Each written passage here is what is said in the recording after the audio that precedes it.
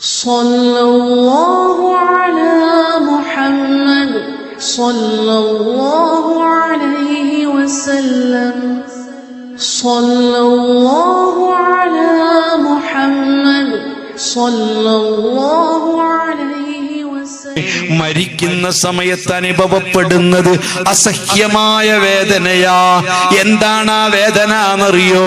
ഞാൻ നിങ്ങളിൽ ഒരാളോട് ചോദിക്കുന്നു, നിങ്ങളിൽ ആർക്കെങ്കിലും ധൈര്യമുണ്ടോ നല്ല ഒരു മുള്ളാണി എടുത്തിട്ട്, ഒരു വിരലിന്റെ വലിപ്പമുള്ള ആണി എടുത്തിട്ട് നിന്റെ കയ്യിന്റെ നഖത്തിന്റെ ഉള്ളിൽ കൂടി മേൽപോട്ടങ്ങ് നീ കേറ്റുമോ?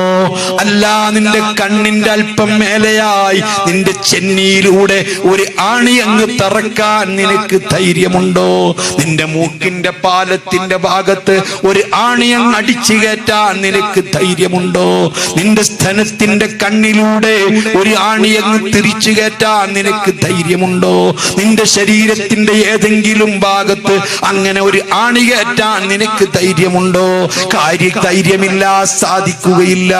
അതേ സമയത്ത് ഞാൻ വീണ്ടും നിങ്ങളോട് ചോദിക്കുന്നു, നിന്റെ കയ്യും കാലും കണ്ണുമൊക്കെ ഭദ്രമായി ആരോ പിടിച്ചു വെച്ച് കണ്ണ് കെട്ടിയിട്ട് നിന്റെ കയ്യിന്റെ നഖത്തിന്റെ ഉള്ളിലൂടെയോ നിന്റെ ചെന്നിയിലൂടെയോ നിന്റെ ഈ രണ്ട് താടിയല്ലിന്റെ വിടവിലൂടെയോ നിന്റെ മൂക്കിന്റെ പാലത്തിന്റെ ഉള്ളിലൂടെയോ ഒരാൾ ഒരാണി അങ്ങോട്ട് പിടിച്ച് കയറ്റിയാല് നീ കിടന്നുകൊണ്ട് പെടയൂലേ?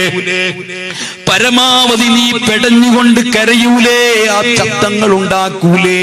നീ കിടന്ന് വേദന കൊണ്ട് പുളയൂലേ? മോനെ, ഒരു ആണി കേറുന്ന സമയത്ത് നീ ഇങ്ങനെ പൊളയുന്നത് എന്തിനാ? ഒരു ആണി കേറുന്ന സമയത്ത് ഇങ്ങനെ കരയുന്നത് എന്തിനാ? അങ്ങനെ വേദനിക്കാനുള്ള കാരണം എന്താ?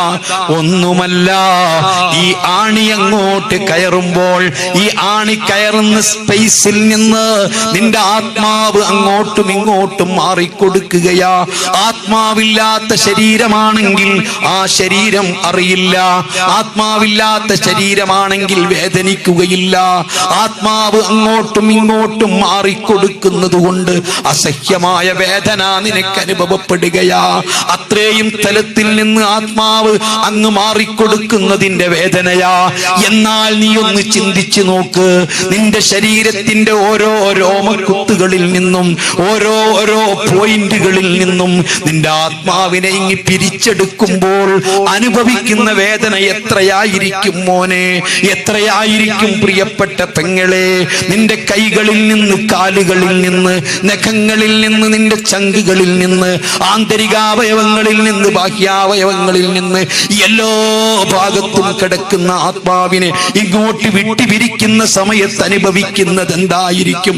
ഇതുകൊണ്ടാ ഇന്നലിൽ മൗത്തില സക്കറാത്ത്, മരണത്തിന് വല്ലാത്ത വേദനയാണെന്ന് പ്രവാചകർ മുത്തു മുഹമ്മദ് മുസ്തഫ തങ്ങള് പോലും പറയുകയാ.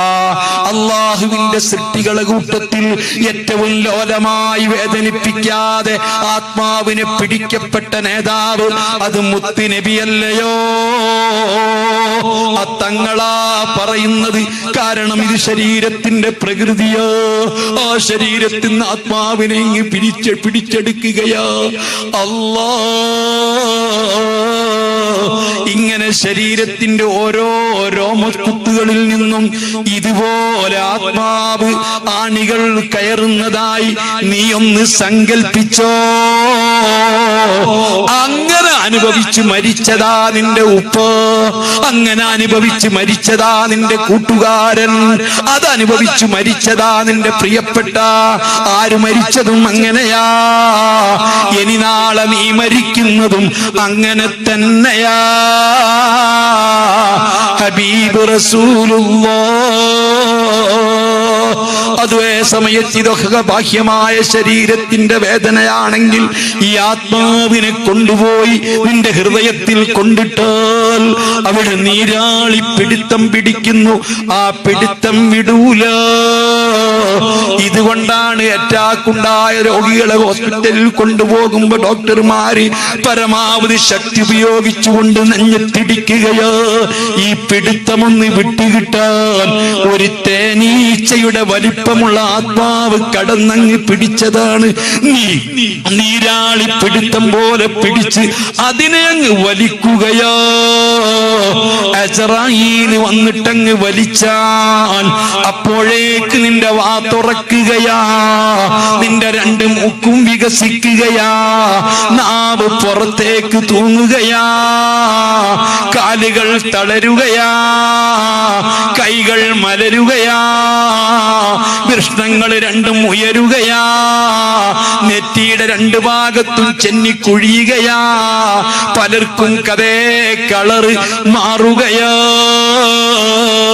വായിലൂടെ ആത്മാവ് വലിച്ചെടുക്കുമ്പോൾ പരമാവധി മനുഷ്യന്റെ വാ പൊളന്നു പോയി.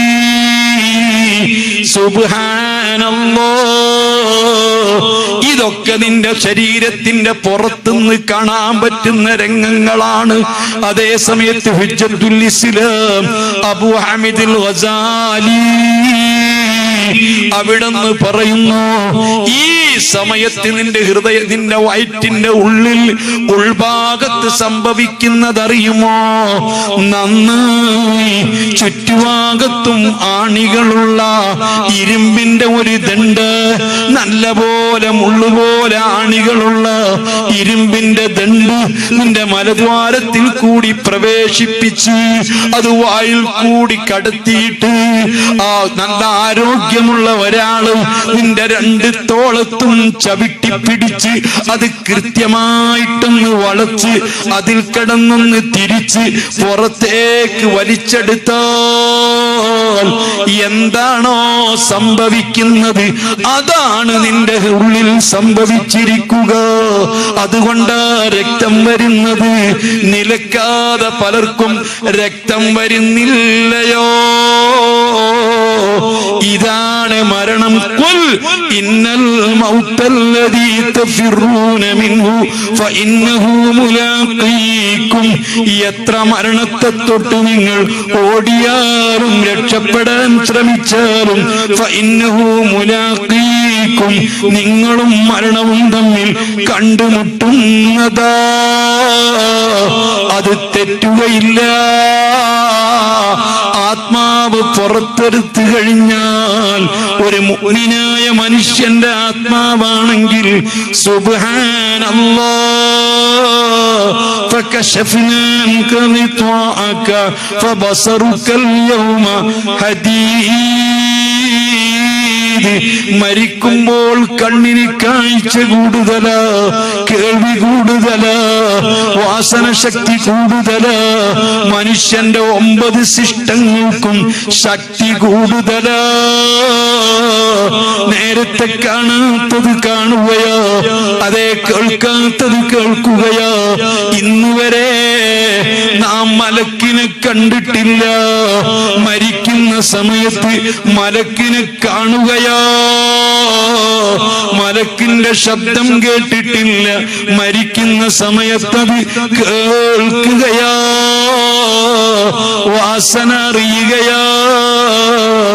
മരിച്ചുകൊണ്ടിരിക്കുന്ന മനുഷ്യനെ ശാസ്ത്രജ്ഞന്മാരെ പഠനത്തിന് വിധേയമാക്കിയപ്പോൾ മരിക്കുന്ന സമയത്ത് മനുഷ്യന്റെ 9 ശിഷ്ടങ്ങൾക്കും ശക്തി കൂടുതലാ, കേൾവി കൂടുതലാ, കാഴ്ച കൂടുതലാ, വാസന കൂടുതലാ. അതിനാൽ തന്നെ മുഅ്മിനായ മനുഷ്യനാണോ സ്വർഗം കാണുകയാ, ഹൂറുലീങ്ങളെ കാണുകയാ. മഹാനായ യൂസുഫ് നബി അലൈഹിസ്സലാം അവിടുത്തെ സൗന്ദര്യത്തിൽ ആകൃഷ്ടരായ മസിരി പെണ്ണുങ്ങള് യൂസുഫ് നബി അലൈഹിസ്സലാത്തു വസ്സലാമിന്റെ സൗന്ദര്യം അങ്ങ് കണ്ടതിലങ്ങ് ലയിച്ചപ്പോ അവര് കൈമുറിച്ചതറിഞ്ഞില്ല. വഖത്തഅ്നാ അയ്ദിയഹുന്ന മാ ഖുൽന ഹാശാ ലില്ലാഹ് മാ ഹാദാ ബശറാ. ഇത് മനുഷ്യനല്ല, യൂസുഫ് നബി അലൈഹിസ്സലാത്തു വസ്സലാമിന്റെ സൗന്ദര്യത്തിൽ ആകൃഷ്ടരായ മസിരി പെണ്ണുങ്ങൾ അറിയാതെ കൈമുറിച്ചു പോയി. രക്തമൊലിച്ചതറിഞ്ഞില്ല, വേദന അറിഞ്ഞില്ല.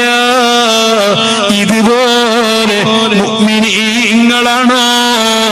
റബ്ബിനെ പേടിച്ച് ജീവിച്ചവരാണോ? അല്ലാഹുവിനെ അറിഞ്ഞവരാണോ? സുബ്ഹാനല്ലാഹ്. സ്വർഗത്തിന്റെ ചിത്രം കണ്ട് ഹൂറുകളെ കണ്ട് അല്ലാഹുവിന്റെ റഹ്മത്തിന്റെ മലക്കുകളെ കണ്ട് സ്വർഗം കണ്ട് മരിക്കുന്നവരാണോ? അവരറിയൂല, അതിൽ ലയിക്കുകയാ. അതേ സമയത്തല്ലെങ്കിലോ അവരാകെ ഭയപ്പെട്ട് കണ്ണുകൾ തുറിച്ച് മുഖങ്ങൾ വീരെ, മുഖം വല്ലാതെ കളറ് മാറിപ്പോയി, കുഴിഞ്ഞുപോയി, വികൃതമായി പോയി, പല്ലിളിച്ചു പോയി, ബേജാറു തന്നെ. അത്തരം ആളുകള് ആത്മാവ് പുറത്തെടുത്താൽ റഹ്മത്തിന്റെ മലക്കുകൾ മുഅ്മിനീങ്ങളെ ആത്മാവ് തൂവാലയിൽ പൊതിഞ്ഞ് കൊണ്ടുപോവുകയാ. ഇന്നാ ലില്ലാഹി വ ഇന്നാ ഇലൈഹി റാജിഊൻ. റബ്ബിൽ നിന്ന് വന്നതാ, റബ്ബിലേക്ക് തന്നെ മടങ്ങിപ്പോവുകയാ. യാ അയ്യത്തുഹൻ നഫ്സുൽ മുത്മഇന്ന ഇർജി